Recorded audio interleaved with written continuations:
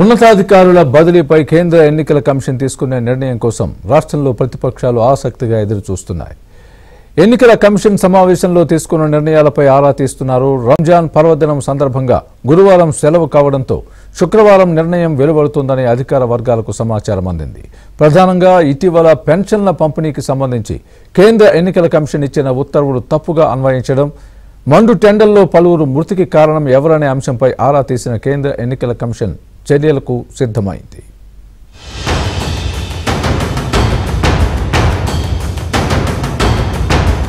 రాష్ట్రంలో ఎన్నికల షెడ్యూల్ విడుదలైన తర్వాత కూడా కొంతమంది అధికారులు వ్యవహరిస్తున్న తీరు, తీసుకుంటున్న వివాదాస్పద నిర్ణయాలపై ప్రతిపక్షాలు విరుచుకుపడుతున్నాయి. కేంద్ర ఎన్నికల కమిషన్ తో పాటు రాష్ట్ర ఎన్నికల కమిషన్ సీఈఓకి ఫిర్యాదు చేశారు.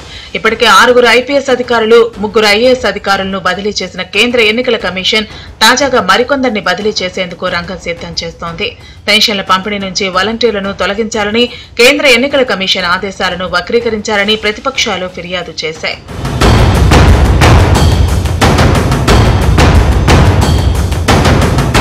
పెన్షనర్లు మండు టెండర్లో సచివాలయాలకు వచ్చి పెన్షన్లు తీసుకోవాలని ఇచ్చిన ఉత్తర్వులు రాష్ట్రంలో వివాదాన్ని సృష్టించాయి. మండు టెండర్లో సుమారు 31 మంది మరణించారని వచ్చిన వార్తలు కలవరం రేకెత్తించాయి.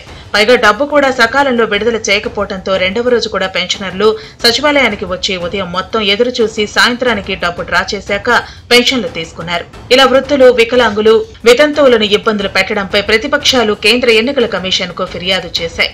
దీనిపై ఎన్నికల పరిశీలకుల ద్వారా నివేదికలు తెప్పించుకునే ఎన్నికల కమిషన్ బాధ్యులు ఎవరనే అంశంపై క్లారిటీ వచ్చింది.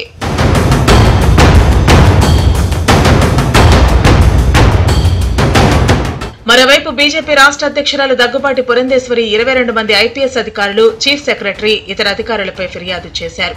దీనిపై రాష్ట్ర సీఈఓతో పాటు చీఫ్ సెక్రటరీని కేంద్ర ఎన్నికల కమిషన్ వివరణ అడిగింది.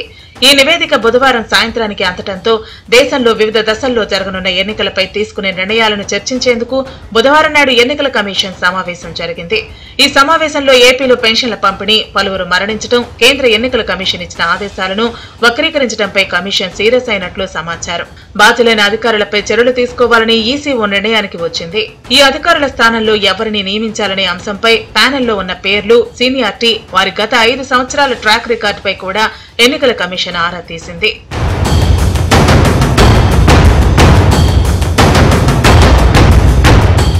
రాష్ట్రంలో పెన్షన్ల పంపిణీపై అధికారులు తీసుకున్న నిర్ణయం సరైంది కాదని, దీనికోసం చీఫ్ సెక్రటరీపై చర్యలు తీసుకోవాలని తెలుగుదేశం అధినేత చంద్రబాబు నాయుడు కేంద్ర ఎన్నికల కమిషన్ కు లేఖ రాశారు.